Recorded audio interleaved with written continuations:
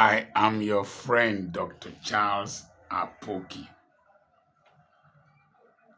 I want to talk about having an exit plan, and I will use Victor Osimhen as a character study. I'm not a football analyst, but I follow current affairs. Victor Osimhen was so outstanding in Napoli.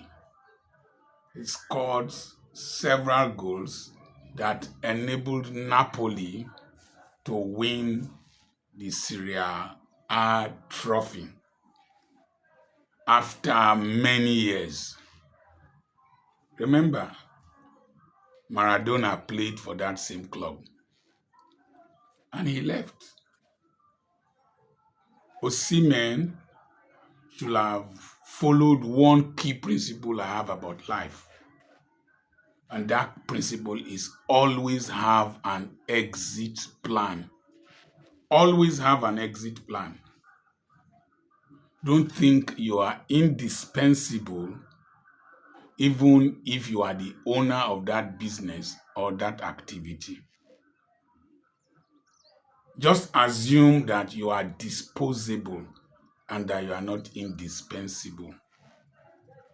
After they've won the trophy, they had fulfilled their aim. Some things happened and Victor Osimhen was now not a priority. You will eventually become like that to your wife, to your children, to where you work, to your church, to your community, and even to your friends. That is the reality. This is one of my most sincere messages. And those who are close to me know that this is my policy. Always have an exit plan. When people are benefiting from you, they are listening to you, they are learning from you, it's as if you are their priority. It is a lie. Never ever be deceived. Victor Osimhen was frozen.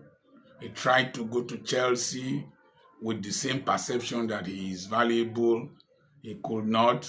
He had messed up his relationship with the Super Eagles. He has ended up in Galatasaray in Turkey Turkey or Greece. Turkey or Greece. He has ended up in Galatasaray as loan. He's not even totally free. One of the things I realized as I was preaching is that, Dr. Apoki, do you want him to come again? Yes! Did I want him to come again? Yes! I was never deceived. Never. Many of such places, they have never invited me again. When I tried to assert myself, assert my value, when they saw younger preachers, when they saw people who could raise money and do frivolous miracles, I became obsolete in their minds and dispensable. One of them, I just, out of formality, just let me go and greet the person. The person saw me. You abandoned us. Then I asked the person, don't you have my phone number? The person agreed that he has my phone number. Why didn't you call me? You think I'll be the one always calling you? No. Somebody, they grow. You have to grow. I had to plan for my life. They thought they were using me, but I was using myself to build a future. And I built my school, built my businesses that if they don't need me, I don't need them. I don't belong to any association that holds me to ransom. I've lived a life that even if I drop dead today, there are other people outside my children, my wife, my family members that will be struggling to bury me. I have said that I don't want elaborate burial, just dig ordinary ground, use cloth to wrap me, drop me inside. People are fighting with that. They say I'm a spiritist. I'm a mystic, this, that. They will not agree. Can you just imagine that? So even in this household, my wife and my children, they know that if they wake up any day and say, I'm not the husband of my wife, I'm not the father of my children, if I can lay my hands on my certificates, leave this house, and reach Reverend Samson Borgia's house, my first spiritual son, if I can reach his house, in 10 years, I will be better than this. I have an exit plan. My wife, I am very responsible to my wife. I have a very good wife. I have wonderful children that I have invested my life into. I've done so much with my wife together, but there is nothing she can use to hold me to ransom from going to Jerusalem, food and money. When I did a video why I left my wife, some people thought I divorced her. Momo, Apoki Christians. No, I just left everything. Take, manage, and I'm better off. She still asks me for money. I'm better off. So there is nobody that can hold me to ransom. People think that when I say the truth concerning big pastors and their churches, that they will not invite me. Bust you and your church and your honorarium. I have planned ahead. Listen, I used to block my eldest son on Facebook. I block him. I don't derive relevance from having him as my son. He is successful. He's a medical doctor. He has done well. He derives relevance from having me as a father.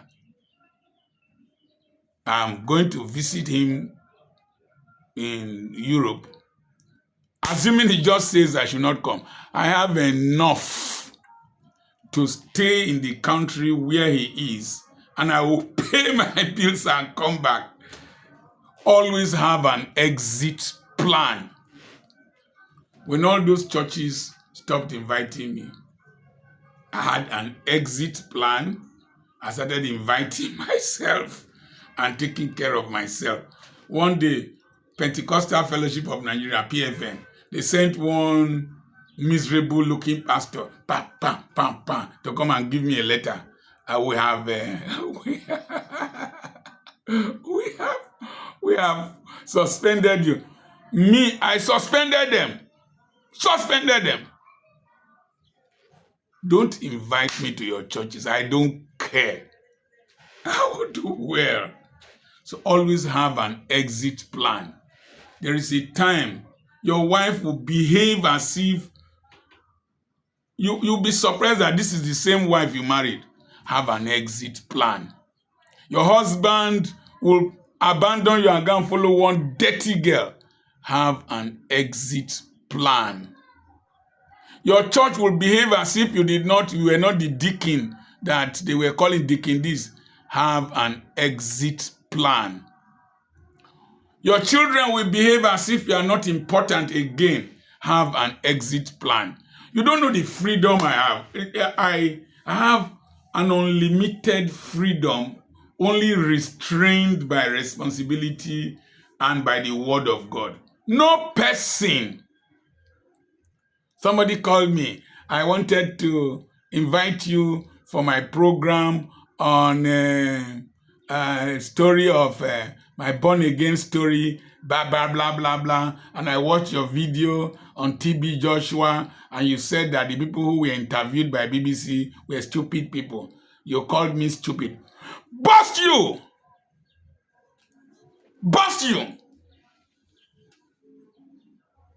Bust is not it's not pride. Bust you. Invite me to do what? How much can you pay me? Do you know how much they pay me to talk for 1 hour? Can you pay me? Can you pay me? Who are you? I listened to your video. I am addicted to your video. And you said this about women. Bust you! Bust you. Dr. Apoki thinks he has a monopoly of knowledge. Bust you! Oh God. One of the principles of stoicism is behave as if you don't care. I don't give a hoot. I'm going to speak somewhere. I'm going to tell them I don't want to take pictures with any person. Once I've just finished speaking, I'm off. Off the place. Bust you.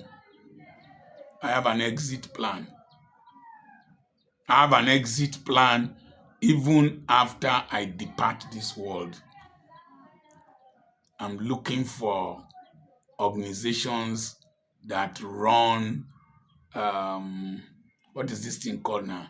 Trust funds.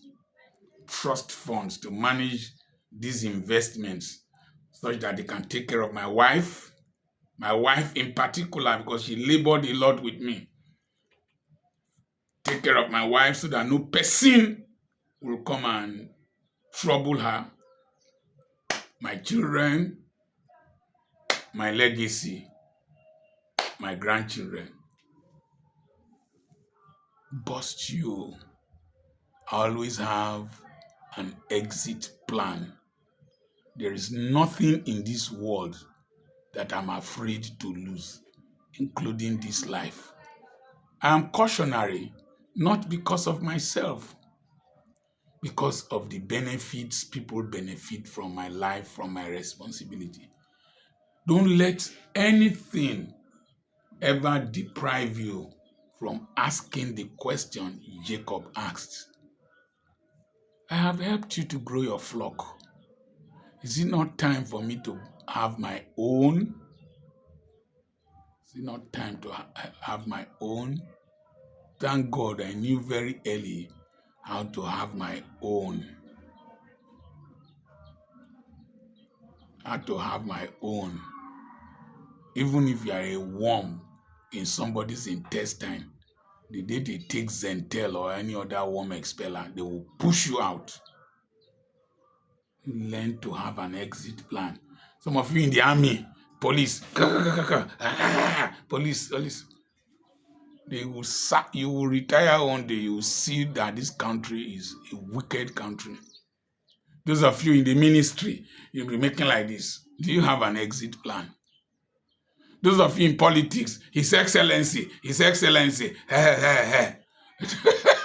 do you have an exit plan? I know governors who retired, who left governance. They didn't go back to Senate or whatever. They were in their houses, abandoned. Their cars were old. And as Jomo Idise Akpore told me, he says, when the pot of soup is broken, all the people who used to eat from it will run away. Be left alone. Always watch the incoming Thanksgiving service for the governor and the Thanksgiving service when he is leaving office. The difference is empty. Have an exit plan. You keep contesting election, it is because you have no exit plan.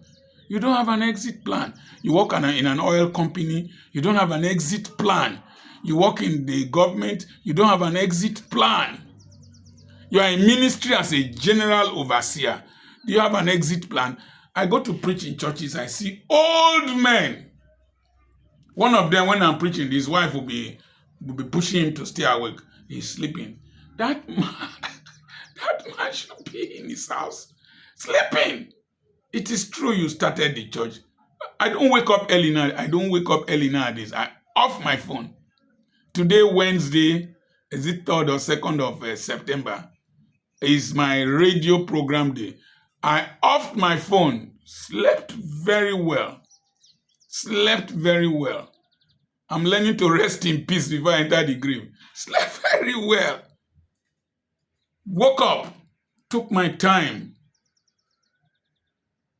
rested, took my bath, drank tea, ate food that they prepared for me, drank a glass of wine, and relaxed. I have an exit plan. Do you have an exit plan? If you don't have, then I'm very sorry for you. Life will mess you up and people will mess you up. I remain the area grandfather, Dr. Charles Apoki. Learn from Victor Osimhen's story. That brings me to my September 13th and 14th webinar. It's online. Don't send me a message on SMS. Send me a message on WhatsApp alone. Sustainable development in life, ministry, career, and business. And I will send you a message. Send me a message on +234 7052136763, and I will send you the flyer. Sustainable development with time, intergenerational. God bless you and remain Dr. Charles Apoki, the area grandfather.